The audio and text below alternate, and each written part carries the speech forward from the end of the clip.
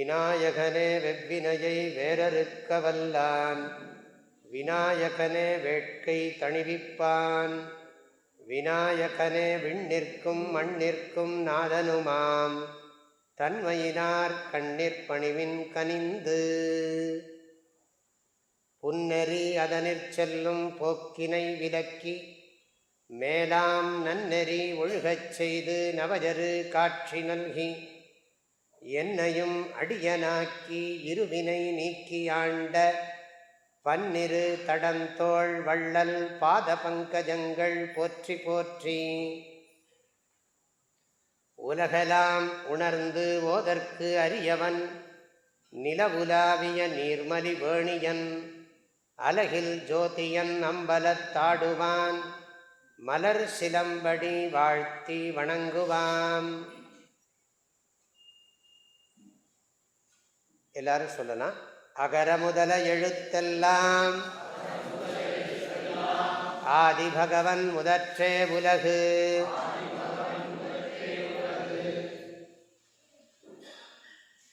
மெய்யன்பர்களே, ஆதிகுருவின் பேரருளால், திருவள்ளுவருடைய பேரருளால் 5வது நாளாக திருக்குறள் வகுப்பை நாம் தொடர்கிறோம். ஒவ்வொரு நாளும் இதை சிந்திக்கின்ற வாய்ப்பை இறைவன் நமக்கு அருளி கொண்டிருக்கிறார். தொடர்ந்து நாம் திருக்குறளை நன்கு ஓதி உணர்வதற்கு இடைவிடாது நாம் திருவள்ளுவருடைய திருவுருளை போற்றுவோம்.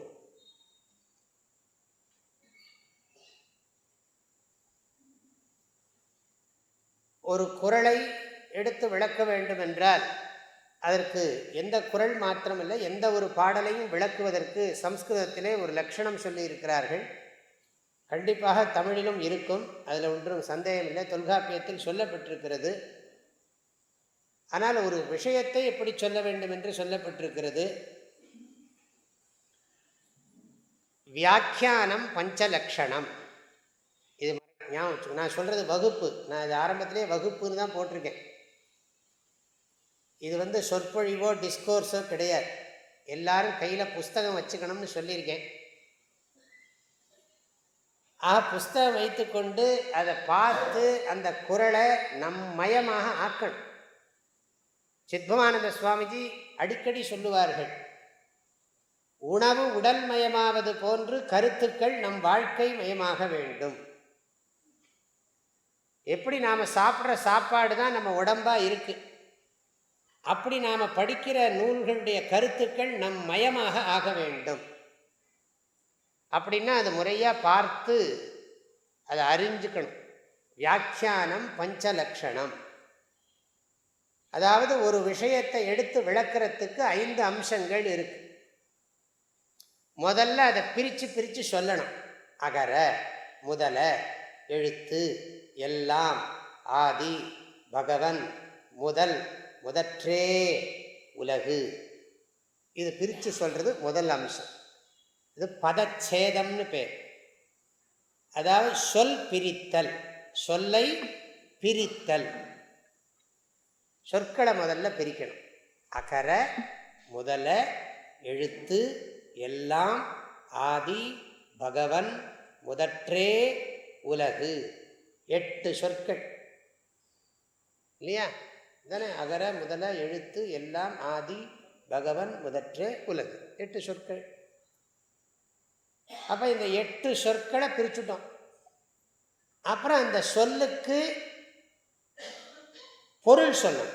அகரம்னா என்ன, முதலன்னா என்ன, எழுத்துன்னா என்ன, எல்லாம்னா என்ன. சிலதெல்லாம் சொல்லுவோம், சொல்லாமல் விட்டுடுவோம், நமக்கு தெரியுங்கிறதுனால. எல்லாம், எல்லாம்னா அனைத்தும் போம், அவ்வளோதான். அனைத்தும்னா எல்லாம் போம், அவ்வளோதான். எல்லாம். ஆதி, ஆதினா என்ன, பகவன்னா என்ன, முதற்றேன்னா என்ன, உலகு. அப்புறம் இந்த சொல் உருவானது எப்படி, அதை சொல்லணும். சொல்லின் உருவாக்கம் சொல்லணும். விக்கிரகான்னு பேர் சமஸ்கிருதம். அது கிராமட்டிக்கலாக சொல்லணும். இந்த முதற்றேன்னு சொல்கிறோம் பாருங்கள், அதெல்லாம் இலக்கணம். இந்த தேற்றேகாரம் முக்கியம் அப்படின்னு சொல்கிற போது அது இலக்கண விதி. அதுக்கு பேர் விக்கிரகம்னு பேர் சம்ஸ்கிருதத்தில். நான் கடைசியில் அதை சொல்லுவேன், தொகுத்து சொல்லுவேன். ஆக சொற்களை பிரிக்கணும், அப்புறம் அந்த சொல்லுக்கு பொருள் சொல்லணும், அப்புறம் அதனுடைய இலக்கண கருத்தை சொல்லணும். அதில் இருக்கிற இலக்கண கருத்தை சொல்ல வேண்டி இருந்தால் சொல்லணும். அப்புறம் அதை அது பொயட்ரியாக இருக்கிறதுனால, செய்யுளாக இருக்கிறதுனால அதை ரீஅரேஞ்ச் பண்ணணும். அதாவது அது பாடலாக இருக்கிறத வசனமாக மாற்றணும். எழுத்தெல்லாம் அகர முதல உலகு ஆதி பகவன் முதற்றே அப்படின்னு மாத்திரத்துக்கு பேர் கொண்டு கூட்டி பொருள் சொல்லுதல் அப்படின்னு தமிழில் பேர். சம்ஸ்கிருதத்தில் அதுக்கு பேர் வாக்கிய யோஜனா, இல்லாட்டி அன்வயா. அன்வயம் இல்லாட்டி வாக்கிய யோஜனா. அதை சென்டென்ஸாக மாற்றுறது, இது அடுத்தபடி. அப்புறம் அதில் ஏற்படுற சந்தேகங்கள், அதில் இருக்கிற சந்தேகத்தை கேள்வியாக கேட்குறது, அதுக்கு பேர் ஆக்ஷேபா. ஆக்ஷேபம்னா என்ன இப்படி சொல்லியிருக்கு அப்படின்னு சொல்லி கேள்வி கேட்குறது. சில சமயம் ரொம்ப நம்ம எல்லாத்தையும் பார்த்து வச்சுருந்தோம்னா, இந்த குறள் இப்படி சொல்லியிருக்கார், அந்த குறள் அப்படி சொல்லியிருக்கிறார், அந்த குறளுக்கு இந்த குறளுக்கு முரண்பாடு தெரிவது போல இருக்கிறது, அப்படியானால் இந்த குறளுக்கு பொருள் என்ன அப்படின்னு கேள்வி கேட்குறோம் இல்லையா, அதுக்கு பேர் ஆக்ஷேபம். அது பேர் தமிழில் சொல்லணும்னா தடை.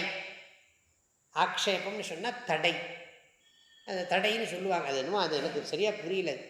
ஆக்ஷேபம்னா அப்ஜெக்ஷன் அப்படிங்கிறாங்க இங்கிலீஷில், அது அப்படியே தமிழில் மொழிபெயர்த்தா தடை. தடைங்கிறது அப்ஜெக்ஷன் சரி வருமா தெரியல, பரவாயில்ல. ஏன்னா அடுத்தது ஒன்று சரியா இருக்கு, விடை. தடை விடை. சமாதானம், சமாதானம்னா ஆன்சர்.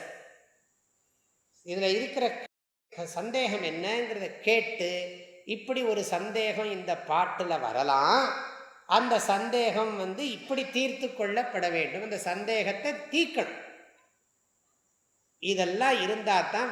அதுக்கப்புறம் இன்னும் இருக்கு, இதுக்கப்புறம் மேற்கோள்கள். மேற்கோள்கள் அதை மேலும் புரிந்து கொள்வதற்கான யுக்திகள், லாஜிக். லாஜிக்னா தர்க்கம், ஊகம். அதுக்கு மேற்கோள் காட்டுறது. உடனே அகர முதல எழுத்தெல்லாம் ஆதிபகவன் முதற்றே உலகு. கம்பராமாயணத்தில் உலகம் யாவையும் ஆரம்பிச்சிருக்கார். தாமுளவாக்கலும் நிலைபெறுத்தலும் பாடியிருக்கிறார். உலகெல்லாம் உணர்ந்தோதற்கரியவன் சேக்கிழார் சொல்லியிருக்கிறார். வேதத்தில் அப்படி சொல்லியிருக்கு. அகாரோவை சர்வாவாக்குன்னு சொல்லியிருக்கு. கீதையில் அக்ஷராடாம் அகாரோஸ்மின்னு சொல்லியிருக்கார். இப்படியெல்லாம் மேற்கோள் காட்டுறோம் இல்லையா, அது ஒரு அம்சம். அதெல்லாம் இதில் இல்லை. இந்த ஆக்ஷேப சமாதானத்துக்குள்ளே அதெல்லாம் வந்துடணும். மேற்கோள் காட்டுதல், அப்புறம் தகுந்த யுக்தி சொல்லுதல். யுக்தின்னு சொன்னால் அதை புரிய வைக்கிறதுக்கு எக்ஸாம்பிள் எல்லாம் சொல்கிறது, நிறைய உதாரணங்கள் எல்லாம் சொல்கிறது. வள்ளுவரே உதாரணத்தோடு தான் ஆரம்பிக்கிறார். எப்படி எழுத்துக்கெல்லாம் முதல்ல அகரம் இருக்கிறதோ, அப்படி உலகத்துக்கு முதலாக ஆதிபகவனாகிய கடவுள் இருக்கிறாரப்பா அப்படி சொல்லிவிட்டார். அப்போ நாம் அதை அப்படி புரிஞ்சுக்கணும், ஸ்பஷ்டமாக அதை புரிஞ்சுக்கணும். இப்படி இருந்தால் தான் நமக்கு ஒரு ஸ்லோகம் நம்ம மயமாக ஆகும், ஒரு பாடல் நம்மயமாக ஆகும். இதுக்கு இந்த லக்ஷணத்து பேர் சம்ஸ்கிருதத்தில் பதச்சேத பதார்த்தோக்தி விக்கிரஹோ வாக்கிய யோஜனா ஆக்ஷேபஸ்ய சமாதானம் வியாக்கியானம் பஞ்சலக்ஷணம். இப்படி சொல்லணும். வியாக்கியானம் பஞ்சலக்ஷணம். பதச்சேதா, பதச்சேதான்னு அர்த்தம், பதத்தை பிரித்து சொல்லணும். அப்புறம் சொல்லுக்கு பொருள் பதார்த்தோக்தி, அந்த பதத்துக்கு அர்த்தம் சொல்லணும். பதச்சேதா பதார்த்த உக்தி. அப்புறம் விக்கிரகா, விக்கிரகான்னு சொன்னால் என்ன அர்த்தம், அந்த வார்த்தை எப்படி உருவாச்சு, கிராமர் பாயிண்ட், அதெல்லாம் சொல்லு. இலக்கணம். வாக்கிய யோஜனா, வாக்கிய யோஜனான்னா சொற்களை ரீஅரேஞ்ச் பண்ணி அதை சென்டென்ஸாக ஃபார்ம் பண்ணுறது. பாட்டை வசன நடையாக மாற்றணும். வச்சன நடை, பாட்டை அப்படி மாற்றுறது. கொண்டு கூட்டி பொருள் சொல்லு. இங்கே இருக்கிற வார்த்தையை தூக்கி அங்கே போட்டு, அங்கே இருக்கிறது இங்கே போட்டால் தான் அந்த சென்டென்ஸ் நமக்கு மீனிங்கை கொடுக்கும், இல்லாட்டி புரியாது. ஒரு பாட்டை படிக்கணும்னு சொன்னால் அந்த பாட்டில் எந்த இடத்து, சில பாட்டுக்காக வேண்டி சொல்ல மாற்றி போடுவாங்க, அது நாம் இது பண்ணணும். அப்படி நிறைய திருக்குறளில் அது குறைச்சல் தான். அது கொண்டு கூட்டி பொருள் சொல்கிறதுக்கு இடமில்லாமையே நிறைய இடத்துல பண்ணுறாரு திருவள்ளுவர், பண்ணிட்டு தான் இருக்காருங்க. இப்போ வாலறிவன் நற்றாள் தொழார் எனின் கற்றதனாலாயவன் என் கொல் அப்படி படிக்கணும். அப்படி படித்தா தான் அது ரீஅரேஞ்ச் பண்ணால் தான் அது புரியும். இந்த கொண்டு கூட்டி பொருள் சொல்கிறதுங்கிறது ரீஅரேஞ்சிங்னு அர்த்தம். இங்கிலீஷில் சொல்லணும்னா அதை ரீஅரேஞ்ச் பண்ணணும். அப்போது பதச்சேதா பதார்த்தோக்தி விக்கிரக வாக்கிய யோஜனா ஆக்ஷேபஸ்ய சமாதானம். வாக்கிய யோஜனானா சென்டென்ஸ் ஃபார்ம் பண்ணுறதுன்னு சொன்னேன். ஆக்ஷேபஸ்ய சமாதானம் ஒன்றா சேர்த்துட்டாங்க. ஆக்ஷேபமும் சமாதானமும் சேர்த்து தடைக்கு விடை சொல்லுதல். தடைக்கு விடை சொல்லுதல் ஆக்ஷேபஸ்ய சமாதானம். அது வியாக்கியானம் பஞ்சலக்ஷணம். இந்த சமாதானத்துக்குள்ளேயே மேற்கோள் வந்துடும். அப்புறம் மேற்கோள் மட்டும் அல்ல, அதுக்கப்புறம் அதுக்கான யுக்தி அதுவும் அதில் வந்துடும். சரி, இப்போ இந்த குறளை நேற்றுக்கு விசாரம் பண்ண ஆரம்பித்தோம். இது நான் நேற்றுக்கு இதை சொல்ல தொடங்கினேன், வேற எங்கேயோ போயிட்டேன், கொஞ்சம் மாறி போயிட்டேன். அதனால் இப்போ அதை சொல்லி முடிச்சு விடலான்னு நினச்சிட்டா, இப்படித்தான் படிக்கணும். இது நீங்கள் எப்படி படிக்கணும்னு சொல்லி கொடுக்குறேன். நீங்கள் ஒரு பாட்டை எடுத்தீங்கன்னா, ஒரு திருக்குறளை எடுத்தீங்கன்னா, நீங்கள் எப்படி படிக்கணுங்கிறதுக்காக அதை சொல்லித்தரேன். அதை நீங்கள் பார்க்குற போதே நீங்கள் அதை இப்படி படிக்கணும். அப்போ இதை எப்படி பிரிக்கிறது, இதுக்கு எப்படி அர்த்தம் தெரிஞ்சுக்கிறது, இதுக்கு என்ன கிராமர் பாயிண்ட்டு, இப்படி 100 ஸ்லோகம் ஒருத்தன் படித்தான்னா அவன் பண்டிதனா. சதஸ்லோகி பண்டிதா. அதை பண்ண தெரியணும். எங்களை எல்லாம் 700 ஸ்லோகத்துக்கு இப்படி கேட்டாங்க பகவத்கீதை. இதெல்லாம் சொல்லு பார்ப்போம். பிரி தர்ம க்ஷேத்ரே குரு க்ஷேத்ரே சமவேதாக யுயுத்சவா. யுயுத்சவா ரூபம் என்ன அப்படின்னு கேட்பாங்க. யுயுத்சுஹு யுயுத்சு யுஜுத்சவா எல்லாம் சொல்லணும். க்ஷேத்ரே என்னதுன்னா 7ஆம் வேற்றுமை, ஒருமை அப்படின்னு சொல்லணும். அதனுடைய பன்மை என்ன அப்படின்னு கேட்பாங்க. க்ஷேத்ரேஷு அப்படின்னு சொல்லணும். அப்படிங்கிறது அதுக்கு பேர் தான் கிளாஸு. ஏன்னா நமக்கு நான் உங்களுக்கு சொல்லி கொடுத்து நீங்கள் என்கிட்ட அதை ரிப்பீட் பண்ணினாக்கா உனக்கு அந்த வித்தை போயிருக்குன்னு எனக்கு தெரியும். இல்லை போகிறதா போகுமா போகாதா, இந்த வித்தை போய் சேருமா சேராதா அதுவும் தெரியணுமே. ஆகையினால தான் இந்த ஒரு சிஸ்டம். அதனால அது வகுப்புன்னு போட்டேன். இப்படி அதை பொறுமையாக படிக்கணும். அப்படி படிக்க படிக்க என்னாகும், வித்தை சொந்தமாயிடும். அப்புறம் அது உங்களால் ஆழ்ந்து சிந்திக்க முடியும். உங்களுக்கு தெரிஞ்ச பல கருத்துக்களோட அதை மேற்கோள் காட்டி புரிஞ்சிக்க முடியும். அப்புறம் இதை பிறருக்கு இன்பமாக எடுத்து சொல்ல முடியும். அது மாத்திரமில்லை, அது நம்மளை அதன்படி வாழ தூண்டும். அந்த மாதிரி கருத்துக்கள் எல்லாம் நம்மளை வாழ்வாங்கு வாழும்படி நம்மளை தூண்டிக்கொண்டே இருக்கும். நம்ம உள்ளத்தில் இருந்து கொண்டு எண்ணங்கள் தானே வாழ்வாக மாறி அமைகிறது. எண்ணங்களை உருவாக்குவது நல்ல அறிவு, அறிவை கொடுப்பது நல்ல நூல்கள். ஆக நல்ல நூல்களின் மூலம் அறிவை பெறுகிறோம். அந்த அறிவு எண்ணங்கள் மயமாக இருக்கிறது. அந்த எண்ணங்கள் தானே வாழ்க்கையாக பரிணமிக்கிறது. அந்த வாழ்க்கையை பரிணமித்த அது துன்பமில்லாத இன்பத்தை பெறுகிறோம். இதல்லவா வாழ்க்கை. வையத்துள் வாழ்வாங்கு வாழும் வாழ்க்கை நெறி இதல்லவா. இது எங்கிருந்து எங்கே போயிருக்கோம் இப்போ நாடுன்னு தெரிகிறது இல்லையா உங்களுக்கு. அப்போ அகர முதல எழுத்தெல்லாம் ஆதிபகவன் முதற்றே உலகு இதெல்லாம் பிரிச்சுட்டோம். இப்போ எழுத்து எல்லாம் அகர முதல. எழுத்துன்னா நமக்கு பொருள் தெரியாதா? எழுத்து ஆனா அவன்னா ஈனா ஈவன்னா எழுத்து. எல்லா எழுத்தும்னா என்ன அர்த்தம்? எல்லாம் தமிழில் 247 எழுத்துங்கிறாங்க. எல்லாம் உயிரெழுத்து மெய்யெழுத்து, எல்லா எழுத்து உயிர் மெய் எழுத்து எல்லாமே சேர்ந்து எல்லாத்துக்கும் முதலாக இருப்பது ஆனா அகாரஹா. இது நமக்கு தெரிஞ்ச விஷயந்தான். ஆனால் அது இந்த எக்ஸாம்பிள் கூட தெய்வீகமாக செலக்ட் பண்ணியிருக்காரு திருவள்ளுவர். வேறு எது வேணாலும் சொல்லலாமே, வேறு எதை வேணாலும் எக்ஸாம்பிளாக எடுத்துக்கலாம். சாஸ்திரத்தில் எதுக்கு எடுத்தாலும் குடம் மண்ணு தான் இருக்குது. வள்ளுவர் அதை சொல்கிற போதே எப்படி கிருஷ்ணர் கீதையில் ஆரம்பிக்கிற போதே பூமி ராப்போ நலோ வாயு கம்மனோ புத்தி ரேவச்ச அகங்கார இதீயம்மே பின்னா பிரகிருதி ரஷ்டதா எல்லாம் ஆரம்பிக்கிற போது எதுவுமே இந்த எக்ஸாம்பிளை இப்படி சொல்கிற மாதிரி எனக்கு தெரிஞ்சு ஞாபகத்துக்கு வரல. அப்படி எதுவும் இல்லை.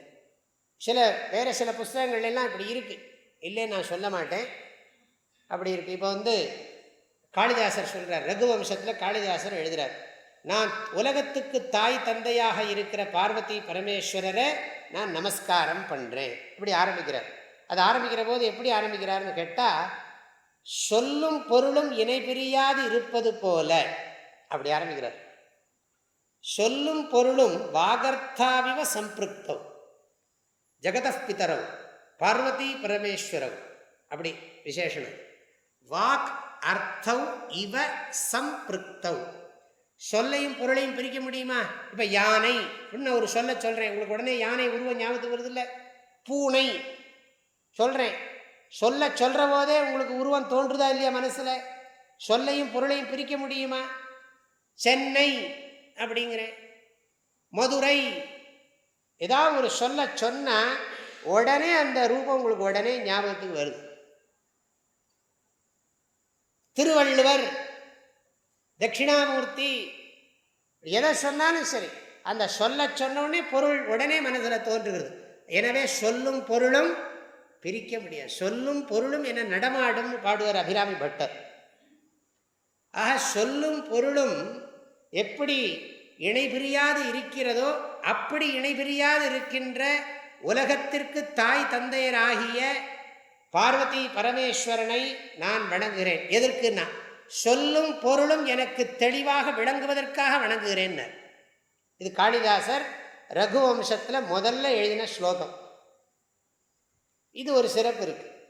வள்ளுவர் எப்படி எழுத்தெல்லாம் அகர முதலன்னு சொன்னாரோ அப்படி காளிதாசர் இப்படி சொல்றார்.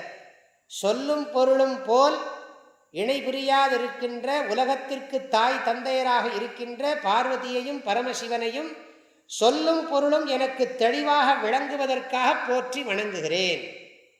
அப்போ எவ்வளவு அழகு பாருங்க. அது இறைவனுடைய அருள் இருந்தால் தான். காளியினுடைய அனுகிரகம் பெற்றவர் இல்லையா காளிதாசர். இந்த காளி கோயிலில் போய் பார்த்தேன் நான், உஜ்ஜயினில். ரொம்ப அனுகிரக மூர்த்தி அது. அது வந்து உஜ்ஜயினில் இருக்குது, க்ஷிப்ரா நதி கரையில் இருக்குது. க்ஷிப்ரா நதி கரையில் தெற்கு கரையில் இருக்குது அந்த கோவில். ரொம்ப எளிமையான சின்ன கோயில். அந்த கோயிலில் தான் மகாகவி காளிதாசனுக்கு அந்த காளி அனுகிரகம் பண்ணி அந்த சியாமளா தண்டகம்லாம் சொன்னது அங்கே தான். எதுக்கு சொல்கிறேன்? அனுகிரகத்தினால இப்படி இல்லை, இந்த மாதிரி ஒரு சொல்ல அதை போடுறதுக்கு இது விசேஷம். ஏதோ எனக்கு இது கம்பேர் பண்ணி நான் ஒன்றும் பிளான் பண்ணலை, நான் சும்மா எக்ஸ்டம்பராக தான் சொல்லிக்கிட்டு இருக்கேன்.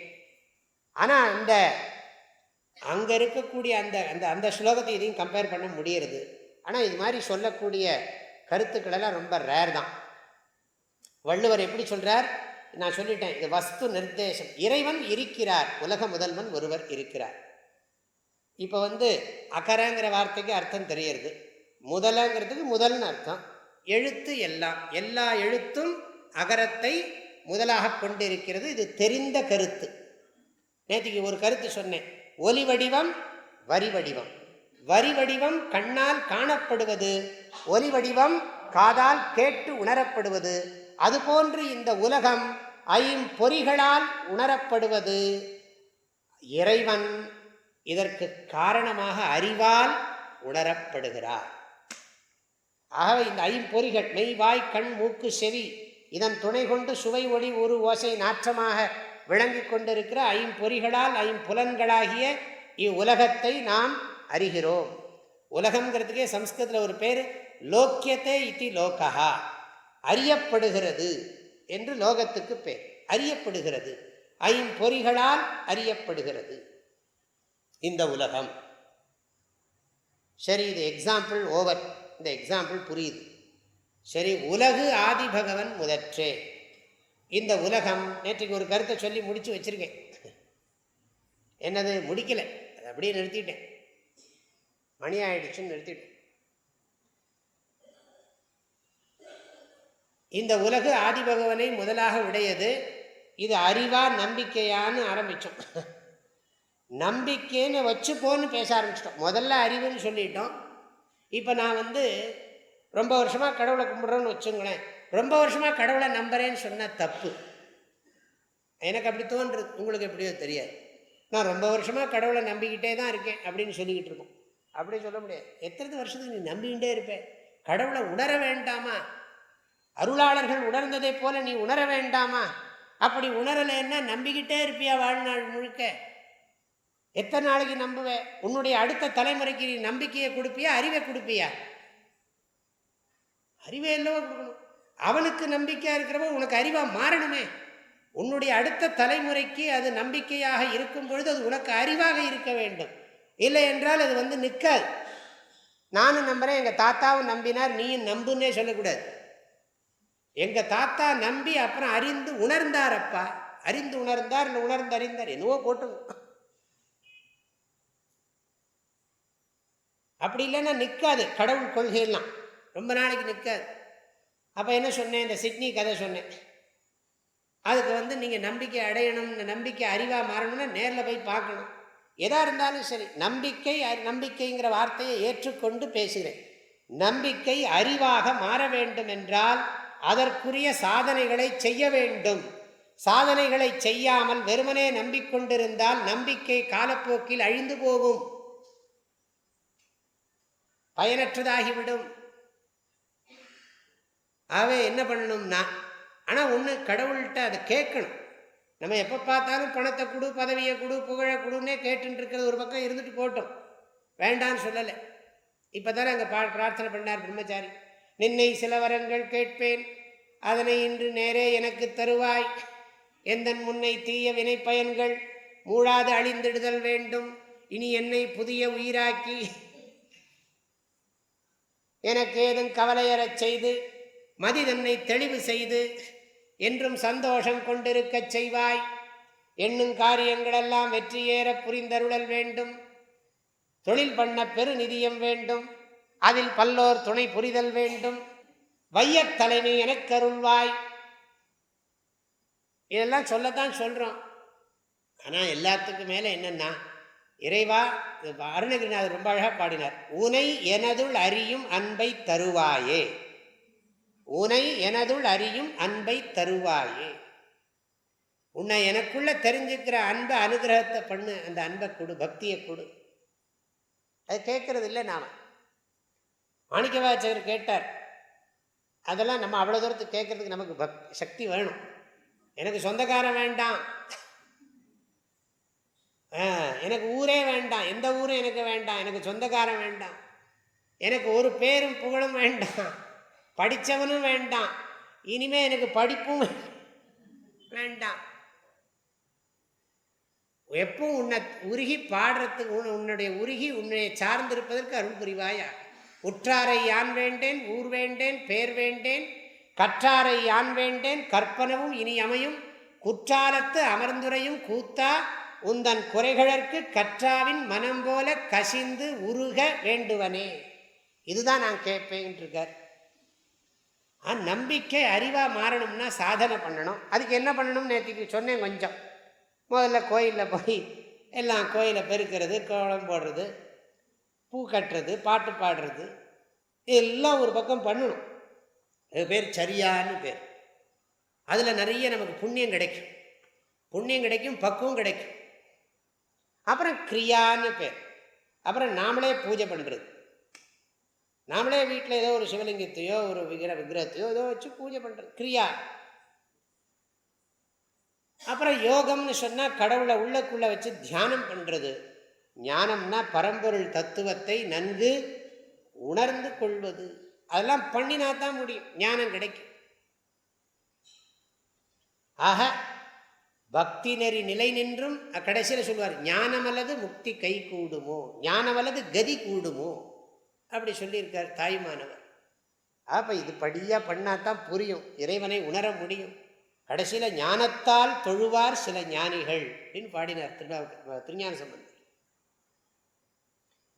எதுக்கு இதெல்லாம் சொல்கிறேன்னா, கடவுளை நம்புறதுங்கிறது இருந்தாலும் அதுக்குரிய பயிற்சிகளை மேற்கொள்ளணும்.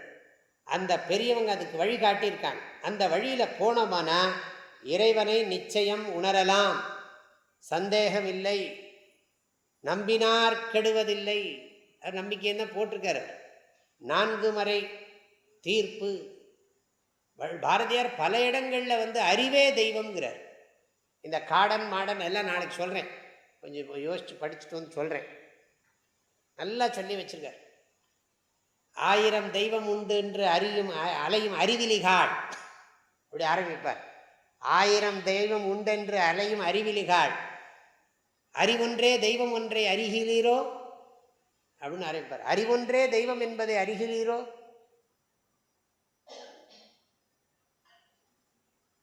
இருக்கட்டும், இப்போ நம்ம இன்னும் கொஞ்சம் விளக்கம் பார்ப்போம். இந்த கடவுள் தத்துவத்துக்கு இன்னும் கொஞ்சம் விளக்கம் எல்லாம் சொல்கிறேன். இதெல்லாம் எதுக்கு சொன்ன இத்தனை நேரம்னா, கடவுளை நம்பினால் போராது, இந்த நம்பிக்கையோடு நம்ம பல சாதனைகளை பண்ணி கடவுளை அறிய வேண்டும், உணர வேண்டும். அது ரொம்ப முக்கியமாக நான் சொல்ல விரும்பினேன். இறைவன் அதைத்தான் விரும்புகிறார். எப்போ பார்த்தாலும் அவர்கிட்ட போய் கண்ணாடி துண்டை கேட்டுட்டு இருக்கக்கூடாது. அவர்கிட்ட வைரமெல்லாம் இருக்குது, நம்ம கேட்குறதெல்லாம் கண்ணாடி துண்டு தான். நம்ம கேட்குற தனம் தானியம் பசு பகுபுத்திர லாபம் இதெல்லாம் கொடுக்குறார் அவர், இல்லைன்னு சொல்லலை. நம்ம அதுவே பரம லட்சியமாக இருக்கக்கூடாது. மாடுமனை போனால் என்ன, மக்கள் சுற்றம் போனால் என்ன, கோடி செம்பொன் போனால் என்ன, குறுநகை போதுமடி, குமரன் குறுநகை போதுமடி அப்படின்னு பாடியிருக்காங்க பெரியவங்கள்லாம். என்ன வேணாலும் போயிட்டு போட்டோம், எனக்கு அந்த முருகனுடைய சிரிப்பு ஒன்றே போரும் அப்படின்னு விட்டார். அப்போ நம்ம இன்னும் கொஞ்சம் இந்த கருத்தை ஆழமாக அறிவுபூர்வமாக சிந்திச்சு பார்ப்போம். இப்போது உலகு ஆதி பகவன் முதற்றே இதை பற்றி சொல்லும் பொழுது சாஸ்திரத்தில் இந்த உலகத்துக்கு கடவுள் காரணம்னு சொல்லியிருக்கு. இப்போ நான் ஆதின்னு ஒன்று இருக்குது, பகவன் ஒன்று இருக்குது. அதுக்கெல்லாம் நான் அர்த்தம் சொல்லணும், அது அப்புறம் சொல்கிறேன். ஆதிங்கிற சொல்லுக்கு பொருள், பகவன்கிற சொல்லுக்கு பொருள் பிறகு சொல்கிறேன். இப்போ இந்த உலகத்துக்கு கடவுளை காரணம்னு சொல்கிற போது இந்த காரணத்தை பற்றி சாஸ்திரத்தில் பல ஆராய்ச்சிகள் இருக்கின்றன. காரணம்னா என்ன, எப்படி காரணம்? இறைவன் இந்த உலகத்துக்கு காரணம்ங்கிறீங்களே, எப்படி காரணம்? மரத்துக்கு விதை காரணம், குழந்தைக்கு தாய் தந்தை காரணம், முட்டைக்கு கோழி காரணம். அது மாதிரி இந்த உலகத்துக்கு இவ்வளவு பெரிய பிரபஞ்சத்துக்கு காரணம்னா என்ன காரணம்? இந்த காரணத்தை சாஸ்திரத்தில் நிறைய பிரிச்சிருக்காங்க. நிமித்த காரணம், உபாதான காரணம் அப்படின்னு பிரிச்சிருக்காங்க. நிமித்த காரணம், உபாதான காரணம், சம்யோக காரணம், இப்படிலாம் நிறைய இருக்கு. சககாரி காரணம் இப்படிலாம் சொல்லுவாங்க. நான் அதெல்லாம் ரொம்ப சொல்லலை. நிமித்த காரணம், உபாதான காரணம், இது ரெண்டு முக்கியமான காரணம். இப்போ உதாரணத்துக்கு இந்த திருக்குறள் புத்தகம் இருக்குது. இந்த புத்தகத்துக்கு ஒரு சைஸ் இருக்குது. இந்த திருக்குறள் புத்தகம் இருக்குது. இது மணியன் செல்வன் படம் போட்டிருக்கார். இதெல்லாம் போட்டு இது ஒரு புத்தகம். இப்போ இந்த திருக்குறள் புத்தகத்தை இந்த சைஸ் பண்ணணும், இந்த பைண்டு பண்ணணும்னு சொன்னால் இதில் மெட்டீரியல் என்னன்னு கேட்டிங்கன்னா பேப்பர், அட்டை எல்லாம் சேர்ந்து தான் இது புஸ்தகம். இதை ஒருத்தர் பிளான் பண்ணி, இந்த சைஸ் பிளான் பண்ணி ஒருத்தர் பண்ணியிருக்கார். இது யார் இந்த சைஸ் பிளான் பண்ணினாரோ அவர் இன்டெலிஜென்ட் காசுன்னு ஆங்கிலத்தில் சொல்லுவார்கள். தமிழில் இதுக்கு அறிவு காரணம்னு பேர், சம்ஸ்கிருதத்தில் இதுக்கு பேர் நிமித்த காரணம்னு பேர். எங்களுக்கு சம்ஸ்கிருதத்திலே சொல்லி சொல்லி பழக்கமானதுனால நிமித்த காரணம்னே நான் சொல்கிறேன். அதுதான் ஃப்ளூயண்ட்டாக வரும். தமிழில் இதுக்கு அறிவு காரணம்னு பேர், ஆங்கிலத்தில் இன்டெலிஜென்ட் காசுன்னு பேர். இந்த ஒரு புத்தகத்தை உருவாக்குறதுக்கு அறிவு காரணம் இருக்குது. அப்புறம் இந்த கச்சா பொருள், இதுக்கு தமிழில் முதற்காரணம்னு சொல்கிறது உண்டு, கச்சா பொருள்னு சொல்கிறது உண்டு. ஆங்கிலத்தில் இதுக்கு மெட்டீரியல் காசுன்னு பேர், சம்ஸ்கிருதத்தில் இதுக்கு பேர் உபாதான காரணம். ஆக ஒரு பொருள் உருவாகணும்னா ரெண்டு காரணம், ஒன்று நிமித்த காரணம், இன்னொன்று உபாதான காரணம். இது ரெண்டும் சேர்ந்து தான் புஸ்தகம் வந்திருக்கு. அது மாதிரி இந்த உலகத்துக்கு நிமித்த காரணமா இறைவன், உபாதான காரணமா இறைவன் ஒரு கேள்வி. இறைவன் நிமித்த காரணமா உபாதான காரணமா அப்படின்னு ஒரு கேள்வி. நிமித்த காரணம்னு பதில் சொல்லலாம், ஆனால் அதில் சில குறைபாடுகள் இருக்குது. அது படிச்சுக்கிட்டே இருந்தால் தான் அந்த குறைபாடுகள் தெரியும். படிக்காமல் குறைபாடு, படித்தாதானே சந்தேகமே வரும். படிக்காதவனுக்கு சந்தேகம் வரப்போகிறதில்லை, தெளிவாக புரிஞ்சவனுக்கு சந்தேகம் வரப்போகிறதில்லை. அறகுறையாக படித்தவனுக்கு தான் 1008 சந்தேகம். பூர்ணமாக படிச்சுட்டா சந்தேகம் வரப்போகிறதில்லை. ஆக இது முறையாக பார்த்தா தான் இது புரியும், தெளிவாக படிக்கணும். அப்போ கடவுள் வந்து நிமித்த காரணமாக உபாதான நிமித்த காரணம்னா உங்களுக்கு சிம்பிளாக புரிகிற மாதிரி சொல்கிறேன். இப்போ வந்து நம்முடைய சீஃப் மினிஸ்டர் சென்னையில் இருந்து கொண்டு இந்த நாட்டை பல கலெக்டர்களை எல்லாம் வச்சுக்கொண்டு எம்எல்ஏக்களை வைத்துக்கொண்டு எல்லாரையும் வச்சுக்கொண்டு நிர்வாகம் பண்ணுறார், அவருடைய கட்டுப்பாட்டில் இருக்கு. டெல்லியிலிருந்து பிரைம் மினிஸ்டர் இந்த நாட்டை ஆள்றார். அப்படி தான் நாம் கருதி கொண்டிருக்கோம். அதுதான் உண்மை. அவர் எங்கேயோ ஒரு இடத்துல இருக்கார், அவர்கிட்ட பவர் இருக்குது. அந்த பவரை வச்சுக்கிட்டு இந்த நாட்டை ரூல் பண்ணின்னு இருக்கார். நீங்கள் அரபு நாடுகளில் போய் பார்த்தீங்கன்னா, நம்ம நாட்டில் ஜனநாயகம், அரபு நாடுகள்லாம் போய் பார்த்தீங்கன்னா அங்கெல்லாம் வந்து அந்த ராஜ பரம்பரை, அந்த சுல்தான், அந்த ஷேக் அந்த நாட்டை ஆள்றார். அவர் நிமித்த காரணம், அறிவு காரணம். அவருக்கு வந்து அவர் கீழே ஒரு கேபினட் மினிஸ்டர்ஸ்லாம் இருக்காங்க, அப்புறம் அதிகாரிகள்லாம் இருக்காங்க. எல்லாத்துக்கும் அவர் தான் லீடர், அவர் தான் டிசிஷன்லாம் எடுக்கிறார், அவர் தான் நாட்டை ரூல் பண்ணுறார். அது மாதிரி நம்மளும் நம்ம புராணங்கள்லேயும் சாஸ்திரத்துலேயும் அப்படிலாம் சொல்லியிருக்கு. நம்ம அடிக்கடி சினிமாவில் வேறு அதெல்லாம் நிறைய பார்க்குறோம். நம்ம எங்கேயோ ஒரு வைகுண்டத்தில் இருக்கார், நிறைய கதவெல்லாம் திறக்கும். நம்ம சினிமாவில் பார்க்குறப்போ இந்த கதவு திறக்கிறதே ஒரு பெரிய பாட்டு. அதெல்லாம் பாடி ஒரு கதவாக திறந்து, எல்லா கதவும் தங்க கதவாக இருக்கும், ஒரு கதவாக திறக்கும். அதுக்கப்புறம் வந்து அப்படியே பெருமாள் படுத்துன்னு இருப்பார். அப்புறம் உடனே அப்படி லேசாக கண்ணை திறப்பார். அப்புறம் பார்த்தா நாரதர் நிற்பார். இதுதான் ஆரம்பிக்கும். பெரும்பாலும் அப்படித்தான் இருக்கும். லக்ஷ்மி வந்து காலை பிடிச்சி விட்டுன்னு இருப்பா. இதுதான் அப்படி இருக்கும். அந்த சீனை பார்த்தா உடனே இதாக இருக்கும். அப்புறம் பக்தா அப்படின்னு கேட்பார். இப்படியே நமக்கு பார்த்து பார்த்து நம்ம மனசில் அது ஒரு சம்ஸ்காரம் இருக்குது. அப்புறம் இல்லாட்டி கைலாசம், கைலாசத்தில் வந்து அப்படியே மலை மலையாக காட்டுவாங்க. ஏபி நாகராஜன் சினிமானா மறக்க முடியாது. நமக்கு வந்து உடனே இந்த பூதகணங்கள் எல்லாம் மத்தளம் வாசிக்கும், ரிஷி கணங்கள்லாம் சங்கு ஊதுவார்கள். இது பம் பம் டம் டம் இதெல்லாம் வந்து எல்லாம் அங்கே இது பண்ணுவாங்க. அதுக்கப்புறம் பார்த்தா பார்வதி பூஜை பண்ண ஆரம்பிப்பா. ஈசன் அடி போற்றி எந்த அடி போற்றிப்பா. அப்புறம் பார்த்தா அப்புறம் சிவபெருமானை காட்டுவாங்க. அப்புறம் அங்கேயும் நாரதர் வருவார், ஒரு பழத்தை தூக்கின்னு வருவார். இப்படியே நம்ம மனசில் கடவுளை பற்றி இப்படிலாம் ஒரு இமேஜினேஷன் நமக்கு டெவலப் ஆகிருக்கு. அங்கேருந்து அவர் இது பண்ண இப்படிம்பார், இப்படின்ன உடனே அங்கேருந்து உடனே ஒரு படைப்பு, அப்படியே ஒரு ஜோதி கிளம்பும். எல்லாம் பார்த்து நமக்கு அப்படியே பழகி போச்சா. அது சினிமா பார்த்துட்டு வந்தால் கனவுல கூட அதுதான் வரும். இப்படியே ஒரு சம்ஸ்காரம் ஏற்படுறது. இது வந்து என்னென்னா சிம்பிளாக புரிகிறது நமக்கு. இது ஒன்றும் கஷ்டமே இல்லை. அங்கே ஒருத்தர் இருக்காருன்னு ஒத்துக்கிட்டா நமக்கு என்ன குறைஞ்சா போகிறோம், என்ன நமக்கு என்ன நஷ்டம்? அங்கே ஏதோ ஒரு உலகம் இருக்காம்ப்பா, என்ன அந்த உலகத்தில் கடவுள் இருந்துக்கிட்டு அங்கேருந்து இப்படின்னெல்லாம் பண்ணி எல்லாத்தையும் இது பண்ணிக்கிட்டு இருக்கார் அப்படின்னு சொல்லிவிட்டு அவருக்கு ரொம்ப விசேஷமான சக்தி எல்லாம் இருக்குது கடவுளுக்கு, அவருக்கு பெரிய இதுன்னு சொல்லி அவரையும் நம்மளை மாதிரியே ஒரு ஃபார்ம் ஆக்கி அவருக்கு வந்து என்றைக்கும் அவர் இடம் குமரனாகவே இருப்பார்.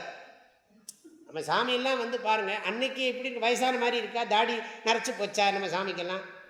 அப்படி இல்லை, அப்படி ஒரு பிரம்மாஜி மாத்திரம் அப்படி இருப்பார். சில சமயம் இப்படி காட்டுவான். அது நார்த் இந்தியா பிரம்மாஜிக்கு மாத்திரம்தான், அது சவுத் இந்தியா பிரம்மாஜிக்கு இல்லை. சவுத் இந்தியா பிரம்மாஜிக்கு தாடியே கிடையாது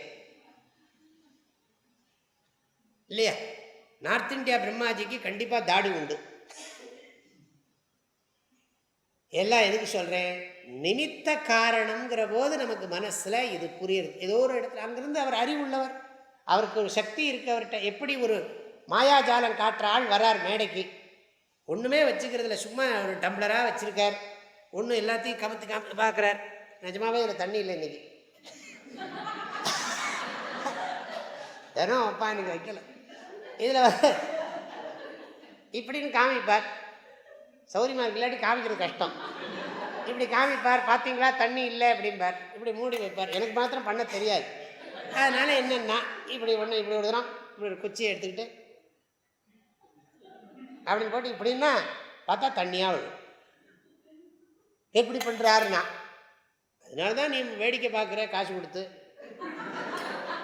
எப்படி பண்ணுறாருன்னா எப்படி பண்ணுறாரப்பா, அது எப்படி பண்ணுறான்னு தெரிஞ்சால் நீயும் நீயும் காட்டி காசு வாங்க ஆரம்பிச்சிருவியே. அதனால தானே அதுக்கு பேர் மாயாஜாலம். அது மாதிரி எப்படி ஒரு மாயாவி இப்படி மாயாஜாலம் காட்டுறாரோ அப்படி இறைவன் மகா மாயாவி. அவர் அங்கேருந்து பண்ணுறார் அப்படின்னு சொன்னால் நிறைய பேருக்கு அதுவே போரும்னு எண்ணம் இருக்குது. அதில் ஒன்றும் சந்தேகம் இல்லை. ஆனால் என்ன கேள்வினா, இப்போ இதில் இது புஸ்தகத்தை நம்ம வாங்கிட்டோம். இந்த புஸ்தகத்தை தயார் பண்ணவர் நம்ம கூட வரல, ஞாபகம் வச்சுங்க. புஸ்தகத்தை தயார் பண்ணவர் கூட வரல. ஆக இது ஒரு இந்த உபாதான காரணம்னா, ஒரு பொருள் எதில் தோன்றி எதில் இருந்து எதில் ஒடுங்குகிறதோ அதுக்கு பேர் உபாதான காரணம்னு பேர். ஆனால் இவ்வளோ பெரிய உலகத்தை படைச்சிருக்காரே கடவுள், இந்த ஆகாசம், காற்று, அதில் இருக்கிற நெருப்பு, நீர், நிலம், இதில் இருக்கிற செடிகள், கொடிகள், பல்வேறு வகையான உயிரினங்கள், டிஸ்கவரி சேனல், இதெல்லாம் இத்தனை பெருசாக படைச்சிருக்காரு. இதெல்லாம் எங்கிருந்து இந்த மெட்டீரியல் எடுத்துகிட்டு வந்தார் அவர்? அது கேள்வி. அவர் இருக்கிறதே ஒரு ஸ்பேஸில் தானே இருக்கார், இல்லையா?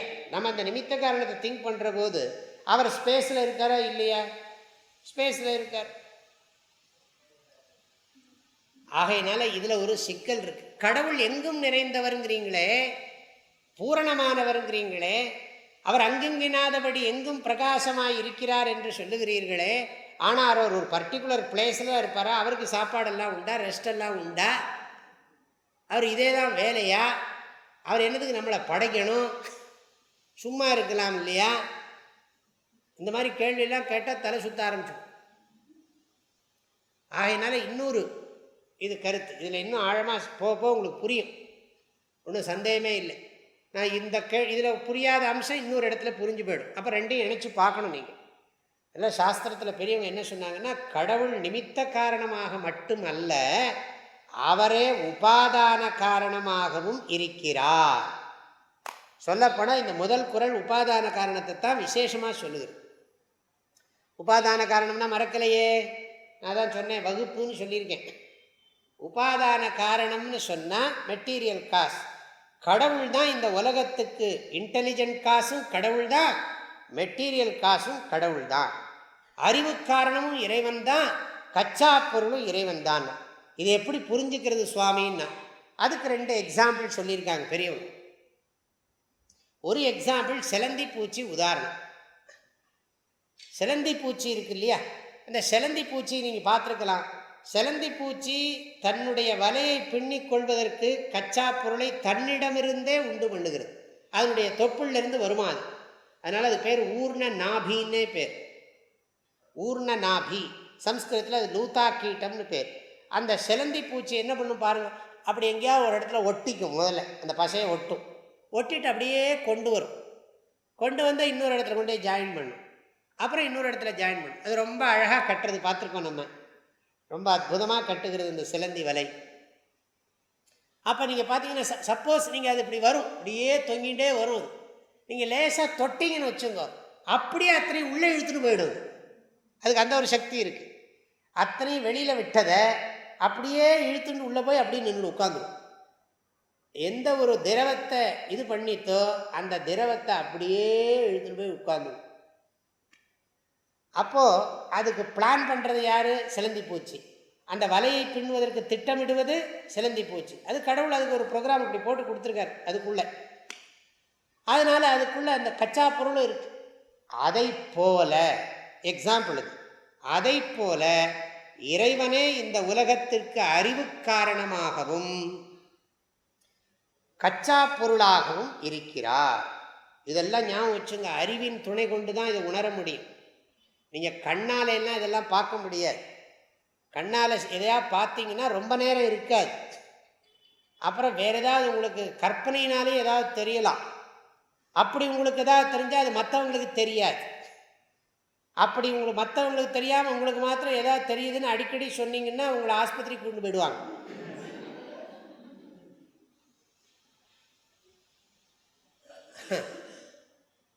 இல்லாட்டி அது உங்களுக்கு மாத்திரம்தான் தெரியுது. அப்புறம் நீங்கள் மற்றவங்களுக்கு தெரியலேன்னு காட்டுன்னு புலம்பணும்.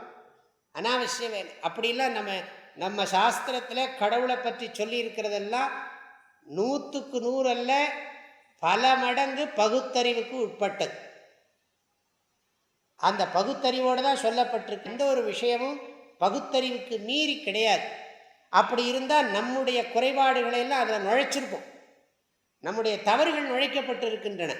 ஆனால் தெளிவாக பல விஷயங்கள் புரிஞ்சு அந்த தவறுகளை நீக்கிவிடலாம்.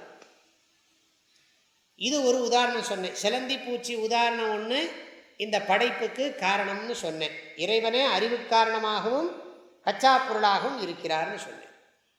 இன்னொன்று கனவு உதாரணம். நம்முடைய கனவு இது ரொம்ப முக்கியமான உதாரணம். நம்முடைய கனவை படைக்கிறது யாரு? நம்முடைய மனம்தான். நம்ம உறங்கின பிறகு கனவை படைக்கிறது. அந்த கனவுல இருக்கக்கூடிய உலகமெல்லாம் யாருடைய படைப்பு? முழுக்க முழுக்க நம்முடைய படைப்பு தான். இங்கே விழிப்பு நிலையில் நாம் படைத்த படைப்பை கனவு நிலையில் நாம் படைக்கிறோம். பார்த்த படைப்பை படைக்கிறோம். அதை படைக்கிறதுக்கு முன்னால் நமக்கு நடக்கிற நிகழ்ச்சி என்ன தெரியுமா? உறக்கம், நித்ரா அப்படின்னு பேர். நித்ரா சக்தி.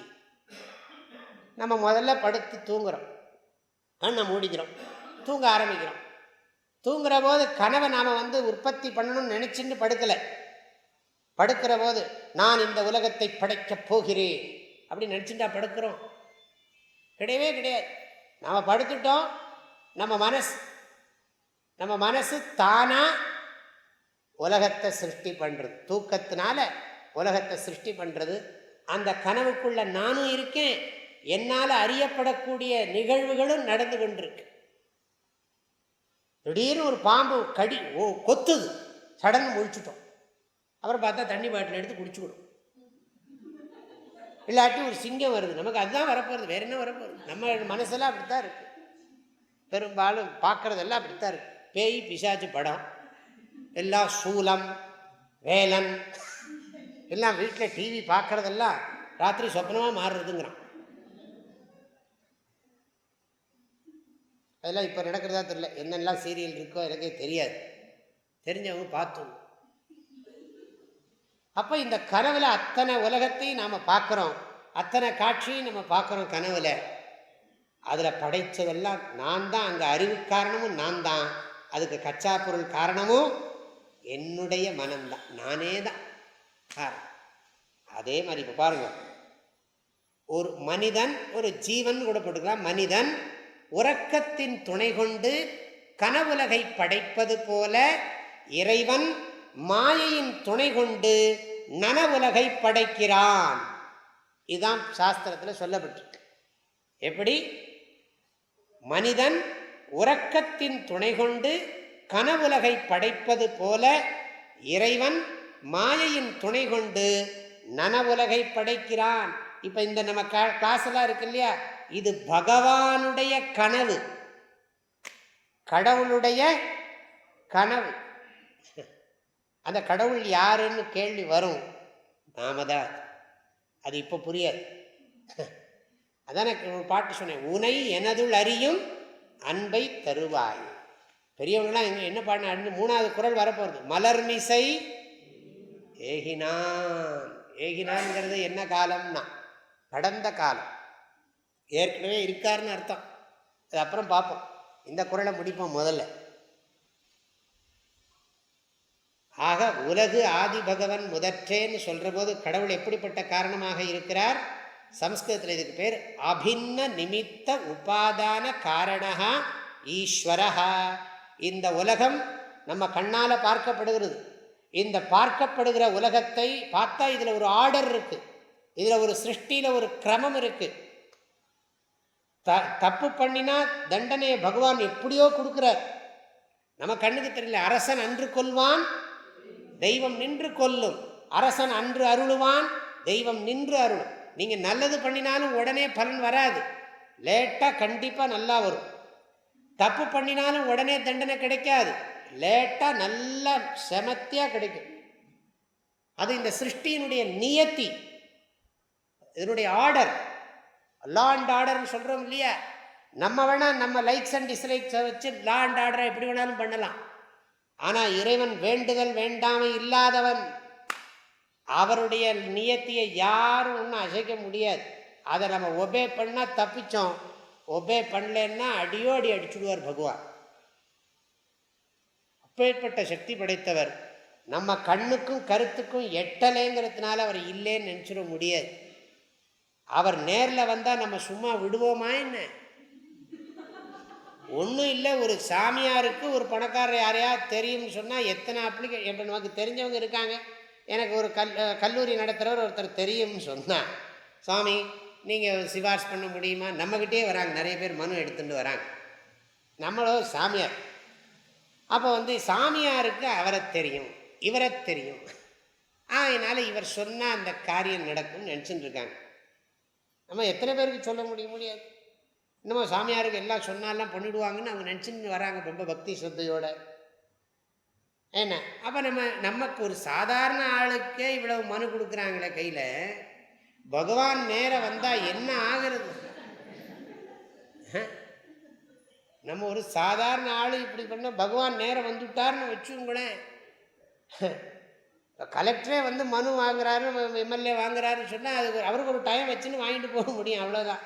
எல்லாத்தையும் பண்ணுற சக்தி அவருக்கு இருக்கா என்ன? அவ்வளோ பணம் இருக்கா என்ன? முடியாது. அப்படி இருக்கிறதால தான் வரமாட்டேங்கிறார் பகவான். நேரில் வந்தார்னா தொலைஞ்சார் அவர். அதனால அவர் வராமல் இருக்கிறது அவருக்கு நல்லது, நமக்கும் நல்லது. ஆனால் நம்ம சொல்கிறதெல்லாம் நம்ம என்ன நினச்சிட்டு இருக்கோம்? இங்கே போய் தட்சிணாமூர்த்திகிட்ட சொல்கிறோம், என்ன நல்லா சொல்கிறோம், பகவானே இதெல்லாம் எனக்கு அனுகிரகம் பண்ணுன்னா அது போகும். அது நமக்கு தெரியாது. அதுதான் அதிருஷ்டம்னு பேர், அன்சீன். நம்ம கல்ச்சரே முழுக்க கண்ணுக்கு தெரியாத, கருத்துக்கு எட்டாத மாபெரும் ஆற்றலின் தன்மையை நம்பி அதன்படி செயல்பட்டு பிறகு அதை உணர்கிறோம். அந்த வேவ் லென்த்துன்னு சொல்கிறோம் பாருங்க, நம்ம மைண்ட் அதுக்கு தகுந்த மாதிரி டியூன் பண்ணணும். அதுக்கெல்லாம் நிறைய ட்ரெயின் பண்ணணும். ரிஷிகளெல்லாம் உணர்ந்திருக்கிறார்கள், மகான்களெல்லாம் உணர்ந்திருக்கிறார்கள். சொல்கிறார் இல்லையா மாணிக்க வாசகர், புல்லாகி பூடாய் புழுவாய் மரமாகி பல்விருகமாகி பறவையாய் பாம்பாகி கல்லாய் மனிதராய் பேயாய் கணங்களாய் வல்லசுரராகி முனிவராய் தேவராய் செல்லான் என்ற இத்தாவர ஜங்கமத்துள் எல்லா பிறப்பும் பிறந்து இழைத்தேன் எம்பெருமான் மெய்யே மெய்யே, பொய்யே இல்லை மெய்யே, உன் பொன்னடிகள் கண்டு இன்று வீடு உற்றேன். இன்னொரு இடத்துல எப்படி பாடியிருக்கார் பாருங்க, முத்தி நெறி அறியாத மூர்க்கர்கள். ஊரில் இருக்கிற ஆள்லாம் மோட்ச மார்க்கம்னா என்னவான்னு எவனுக்கா தெரியுமா? ஞாபகம் வச்சுங்க, மாணிக்க வாசகர் மகா மந்திரி, மகா புத்திசாலி. 19 வயசுலேயே மந்திரி ஆயிட்டார். 16 வயசுக்கு மேலே அவருடைய அறிவு திறமையெல்லாம் கேள்விப்பட்டு 19 வயசுலேயே மகா மந்திரி அரிமர்தன பாண்டிய மகாராஜாவுக்கு மதுரையில். அவர் சொல்றார், முத்தி நெறி அறியாத மூர்க்கர்கள், மோட்ச மார்க்கம்னா என்னன்னு தெரியாத முட்டாள் ஜனங்களோட சேர்ந்து வாழ்ந்துகிட்டு இருந்த என்ன, முக்தி நெறி அறியாத மூர்க்கருடு முயல்வேனை என்னை தடுத்து ஆட்கொண்டா இறைவா. பக்தி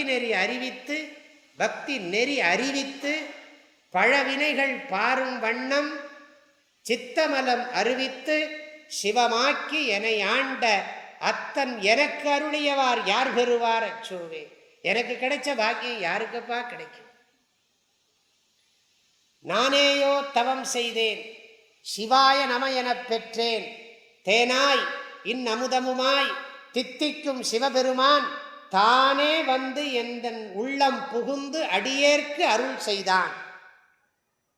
ஊன்னாரும் உயிர் வாழ்க்கை ஒருத்தன்றே வெறுத்திடவே. இப்படியெல்லாம் பெரியவங்கள்லாம் பொய்யா சொல்லியிருக்காங்க.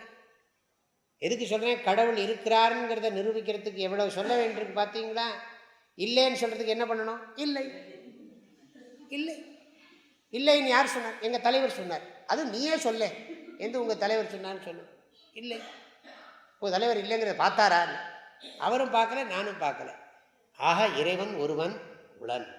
கண்ணுக்கும் கருத்துக்கும் எட்டாத அந்த இறைவன் யாண்டும் இருக்கிறான். இதை என்ன பண்ணணும்? அந்த டியூன் பண்ணணும்னு சொன்னேன் பாருங்க, அதில் நாம் அதில் போகணும். சுவாமி கடவுளை உணர்வதற்கு என்ன செய்ய வேண்டும்னா, அருளாளர்கள் ஓதிய பாடல்களை ஓதி ஓதி உணரணும். சொல்லிய பாட்டின் பொருள் உணர்ந்து சொல்லுவார் செல்வர் சிவபுரத்தின் உள்ளார்.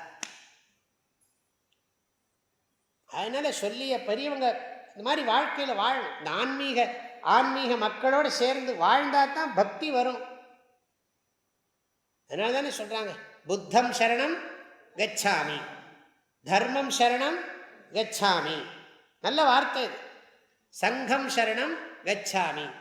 என்னோட அர்த்தம் என்னன்னா, நான் அறிவையே எப்பொழுதும் சார்ந்திருக்கிறேன், நான் அறத்தையே யாண்டும் சார்ந்திருக்கிறேன், அறிவோடு அறத்தை பின்பற்றுகின்ற அறிஞர் கூட்டத்தையே நான் யாண்டும் சார்ந்திருக்கிறேன். அதுதான் அர்த்தம். புத்தம்னா என்ன? அறிவை சார்ந்திருக்கிறேன். தர்மம்னா என்ன? அறத்தை சார்ந்திருக்கிறேன். அறிவும் அறமும் நிறைந்துள்ள அறிஞர் கூட்டத்தை யாண்டும் சார்ந்திருக்கிறேன். சங்கம் சரணம் கச்சாமி. அப்படி இருந்தால் தான் புரியும். அது வேற. இப்போ புத்தர் கடவுளை ஒத்துக்கிட்டாரா இல்லையாங்கிறத பற்றின நான் பேசலை. அவர் எதுவுமே சொல்லலை. அவர் தர்மத்தையே கடவுளுங்கிற அர்த்தத்தில் கொண்டு போயிட்டார். அது பல காரணங்கள், அதை நான் இப்போ பேசலை. அப்போ உலகு ஆதி பகவன் முதற்றே. இப்போ உங்களுக்கு ஓரளவுக்கு புரியும். கடவுள் இந்த உலகத்துக்கு காரணமாக இருக்கிறார். காரியம் கண்ணுக்கு தெரிகிறது, காரணம் கண்ணுக்கு புலப்படவில்லை. மரம் கண்ணுக்கு தெரிகிறது, வேர் கண்ணுக்கு புலப்படுவதில்லை. ஆனால் வேர் இருப்பது புரிந்து கொள்ளப்படுகிறது. எப்படி? நான் பிடுங்கி பார்த்தா தெரியும்னா அது மாதிரி. ஆனால் அதே மாதிரி நீயும் ஆணவத்தை பிடுங்கி பாரு, தெரியும் ஆண்டவன் உள்ளே இருப்பது. ஆனால் அதனால தான் கோயிலில் போன உடனே நல்லா விழுந்து நமஸ்காரம் எதுக்கு பண்ணுறோம்?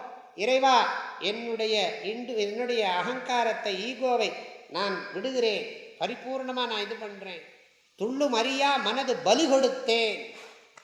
கோயிலுக்குள்ள போனோடனே அந்த பலி கொடுத்த, பலினா என்ன? ஆடு மாடு பலி கொடுக்குறது, நம்ம ஆணவத்தை பலி கொடுக்கணும். துள்ளும் அறியா மனது பலி கொடுத்தேன், துஷ்ட தேவதைகள் இல்லை. ஒரு பூஜை சொல்றார் தாய்மானவர், பாருங்க எப்படிப்பட்ட பூஜை பாருங்க. துள்ளும் அறியா, துள்ளும் மரியா, மரினா ஆடுன்னு ஒரு அர்த்தம் இருக்கு. துள்ளுவதே அறியாத மனதுன்னு சொல்லலாம். துள்ளும் அறியா, துள்றதே அறியாத மனசு. ஓ மனசு இப்போ கிடந்து துள்றதப்பா அப்படின்னு சொன்னா கூட நமக்கு அது துள்றதுன்னு நமக்கு புரியணுமே. நிறைய பேருக்கு புரியறதோ? புரியறதில்லை. அதனால் துள்ளும் அறியா மனது பலி கொடுத்தேன், துஷ்ட தேவதைகள் இல்லை. இனிமே மனசுக்குள்ள கெட்ட எண்ணங்கள் இல்லை. துரிய நிறை சாந்த தேவதையாம் தொழும்பன் உனக்கே அன்பு அபிஷேக நீர், உள் உரையில் ஆவி நைவேத்தியம், ஓங்குமதி பிராணன் தூப தீபம். ஓங்குமதி பிராணன் தூப தீபம். இது ஒரு காலம் அன்று சதா கால பூஜையாய் ஒப்புவித்தேன். இப்படிலாம் பாடியிருக்காங்க. இந்த பாட்டை பாடுறதுக்கே நமக்கு நிறைய புண்ணியம் பண்ணியிருக்கு.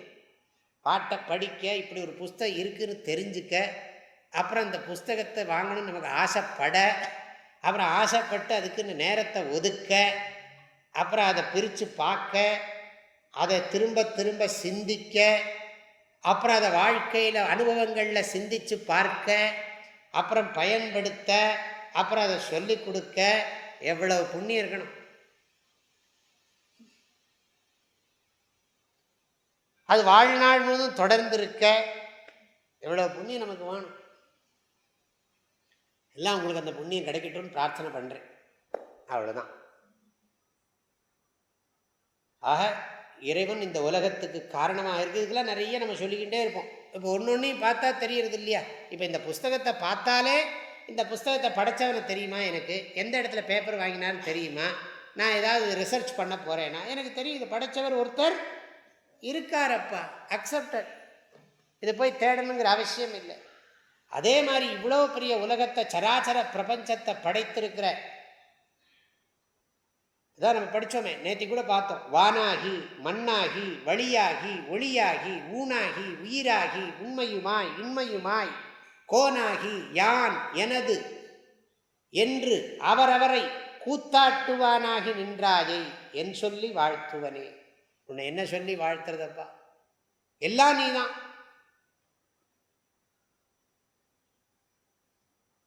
அப்போ இதை நம்ம புரிஞ்சுக்கிறோம்.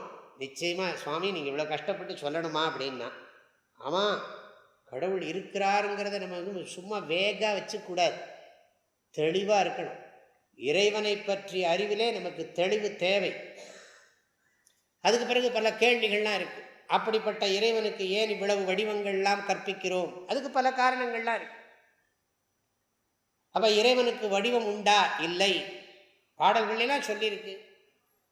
அதாவது ஓர் நாமம் ஓர் உருவம் ஓர் நாமம் இல்லானுக்கு 1000 நாமங்கள் 1000 உருவங்கள் நம்ம சொல்கிறோம்.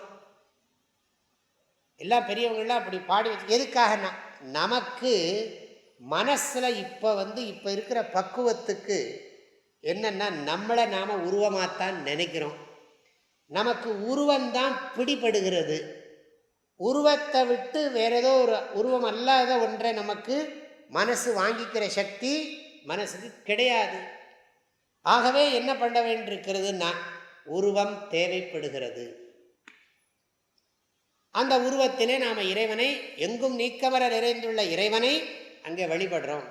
வாரியார் சுவாமிகள் நல்லா அழகாக சொல்லுவார். இது பசுமாடு உடம்பு முழுக்க ரத்தம் இருக்குது, ஆனால் பால் மடியை திறந்தா தான்ப்பா வரும் அப்படி சொல்லுவார். அப்புறம் ரேடியோ எங்கே பார்த்தாலும் அலைவரிசை இருக்குது. செல்ஃபோன் இருந்தால் தானே நீங்கள் அதை பேச முடியும். ரேடியோன்னு சொன்னாங்க அந்த காலத்தில். இப்போ எலக்ட்ரோ மேக்னெட்டிக் இது பாருங்கள், இதுவே பெரிய பெரிய அதிசயம். இப்போது இந்த இப்போ கடவுள் புரியறதுக்கு இருக்கட்டும். இந்த பாருங்க, இந்த செல்ஃபோன் இங்கே ஒன்று இருக்குது.